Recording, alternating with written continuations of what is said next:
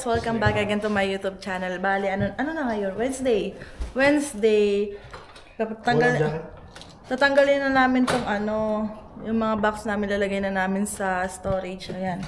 Yung iba na bit-bit na ni ate. Tapos si Marvin lumabas lang, kukunin niya yung jacket dun sa sasakyan. Tapos, nagluto si ate ng breakfast, kaya mamaya, pagkalagay namin ng mga gamit, akyat kami, kakain muna kami. Tapos, magka-canvas na kami ng winter tire sa Costco and yung Canadian Tire. May nakapagsabi sa akin, kung may credit card daw kami sa Canadian Tire, pwede naming hulog-hulugan. Mabit lang pala. Oo, game na. Alin? Alin isa? Ito? Ay, ito magaan. May aso. Ayan, doon sa kabilang building lang pala yung storage. Dito kasi sa building namin, wala doon storage. Pinapadulas lang. Kunti lang. Oh, dali. Ah, sakit sa tenga. Uy. Iharang ko muna ito dito. Ah. Ayan, na-unlock ko na. Tapon siya ng basura. Tapos, yung unlock dito. Okay, doon na tayo sa kabila. Ah, may yelo na. Pinaandar na muna ni Marvin kanina yung sasakyan, tamo. Natunaw na yung iba. Ibang nagyayelo. Ano yon? Bakit? Anyari?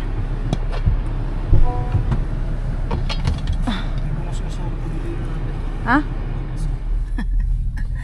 Ayan guys, alis na kami ni Bebe. Punta na kami ng Canadian Tire. Nagkain na kami. Hindi ko lang na-video yung pagkain. Ay, anong ginagawa nila? Ay, bahay yan. Oh, bahay yung ginagawa dito. Basement yun yung bintana na ginagawa. Ay, naka-Tesla. Wow, naka-shades yung bebe ko. Ayan. Ayan yung neighborhood namin, oh. Ang lalaki ng bahay, yung mga bagang magawa. Ay, hindi. Townhouse pala to kasi magkakadikit, oh. Dalawang bahay pala to. Ayan na, titingin na kami ng winter tire. Ano pala magandang kukunin? Mag-check si Marvin. Tawag mo sila ate Mary Ann. Ano sabi nila Kuya Ali? Sabi kasi kunin na doon natin yung mismo sa Alin? Ring na, sama na kayo. Wala naman nakalagay. Kasama na.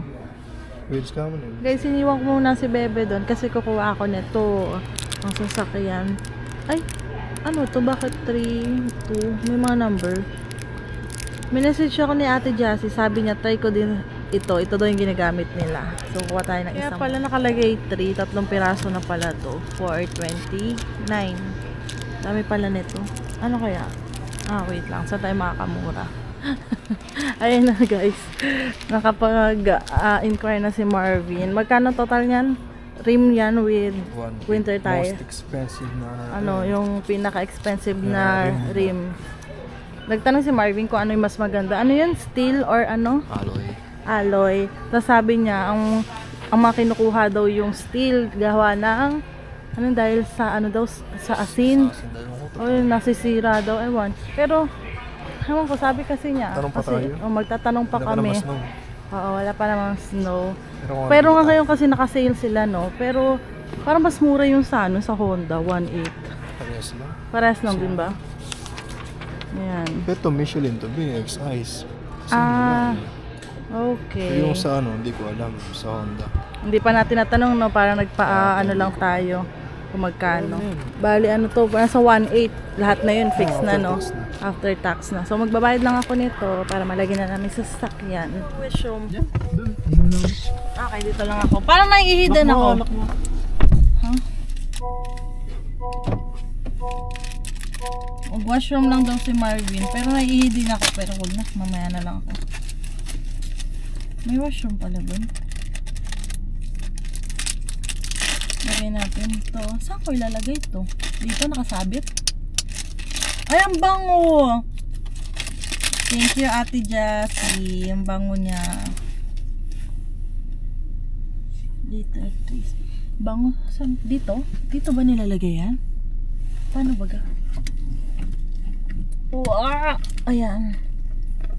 Kasama nung rosary namin. Okay lang kaya yan? Ayan. Lagay ko na, guys. Bango! Mas mabango to. Maya na ako mag-washroom kung saan man kami pupunta ni Bebe. Kaya ko pa to matigilan. So lagay lang natin ito. Sabi ni Bebe ang bango daw. Kasi yung isang binili namin sakit sa ilong. Lagyan na lang natin sa kwarto. Pang kwarto ata yun eh. Okay, punta muna kami kala Ate Maan. Guys, ito yung neighborhood namin. Dito wala pang mga bahay. Yan yung likod. Tapos dyan mga bagong gawaong. Ito apartment to. Laki. Ayan, doon tayo. Ito parang mga townhouse kasi anong init. Ganda na ito. Ang liit lang ng backyard nila. Ganyan lang. Ito. Ay, hindi pala walang daan dito. Ikot pa pala sila, no? Pero ang ganda na rin yung mga ganyan. Yan siguro yung mga 6,000. Ay, 600,000. Ano? Yung mga ganyang bahay, mga bagong gawa. Ang ganda ng block, oh. Yung mga gray color. Ayan yung mga harap. Townhouse to kasi magkakadikit eh. Ano ticket. Yun? Natiketan? Ticket yan. Bawal hydrant ba eh. Huwag na magkamagano sa hydrant. Anong bawal sa hydrant? Tapat ng hydrant that mga 1 nakatapat sa meter ata. Oo, tapat mismo. Ticket. Ayaw ko 1 meter Pakalimutan. Bet kayong bahay dito, yung mga black na may white. Ang gagandang tingnan. Parking services. Ang dami na pala dito, puro bago na. Ang gaganda. Maganda nga dito. Ang gaganda dito, Pag magkukumit ka ng layo ng lakad. Layo nga lang ng lakad kasi walang bus ata dito sa loob, no? Doon pa sa may Maganda, ano. Ang ganda. Kaso dikit-dikit, no? Townhouse yan, ano? Dikit-dikit eh. Wala pating garahe. Talagang doon ka sa mismong. Ito, may mga garahe ito. May malaking bahay ito. Ayan, no? Ngayon lang kami nakaikot-ikot dito. Ito, may mga garahe dito. Maganda rin, no? Mga parehas na. Ang ganda ng mga bahay. Ang lalaki ng bahay. Ito maganda may garahe. Ito nga. Kaso ang liliit na ng backyard nila na yung mga bagong bahay, no? Ayun, ang lalaki ng bahay doon, no? Ayun, sige. Ayan. Ay, ito, mga ano na. Yung malalaking bahay na talaga, oh. Ay, sa ulo. Taas naman. Ang laki. Ang laki naman yan. Tahimik. Siguro, ano kaya? Naabot kaya ng 1M na yan? Hindi pa siguro. Ayun, yung mga malalaking bahay, oh. Mga bagong bahay. Ang ganda, no? Oo. Sabi niya, pangit dito. Pangit daw dito. Yung may mga bagong dito. Ang bagong bahay dito. Dami Puro bahay. bahay na yun. Mga bago na. Ang gaganda. Laki man. Ang lalaki, no? Guys, nandito na kami. Taas natin to ng konti para may konting araw. Ayan. Table ni Bebe. Ito, dadali ni Marvin yung isang table. Tapos, nagwalis na ako. May vacuum naman dito. Kasi sabi ko, konti lang naman siya. Hindi na ako mag-vacuum. Walis na lang. Tapos, ito yung mga, ano namin. Huwag na natin pakita yung mga panties bra. Titiklopin ko na para malagay na sa cabinet. Medyo gumaganda-ganda na yung itsura. Luwag na. Yung towel namin, ito yung mga libagin namin. Wala pa kami libaginan. Para sa ilalim na lang. Hi guys! Bali, hindi na ako nakapag-update sa inyo kanina kasi nga nag-ice-ice pa kami dito ni Bebe. Pero at least, okay na. Okay na dito. Pero bukas ko na lang siguro ipakita sa inyo yung kwarto. Dahil medyo madilim. Tapos may may nakakalat pa doon konti. Kasi ngayon mga dadaling panggamit ni Marvin, diba nga sa Kipling. Ayan. Tapos kinukompleto na rin namin yung mga kailangan niya. Baka kasi mamaya makalimutan namin kung kailan paalis na siya dito sa Regina papuntang Kipling. Tapos ayun nga, may mga iba kasi nagsasabi sa amin, okay pa daw yung all season ni Marvin dahil bago pa nga yung sasakyan, makapal pa daw yung yung kanyang all season. Kasi iba daw matagal bago nagpapalit ng all season. Dahil nga dito nga service. Kaso ngayon kay Marvin, malayo yung biyahe niya. Pero kasi mula sa Kipling papunta dun sa work niya, parang umaabot din ng 25 minutes to 30 minutes. Tapos mula dito, Regina, papunta doon sa Kipling, 1 hour and 40 minutes. Kaya mahaba din. Ayun, inaano namin kung kukuha na ba kami. Kasi nga sa Canadian Tire, madami nag-message sa akin na Canadian Tire daw kami kumuha.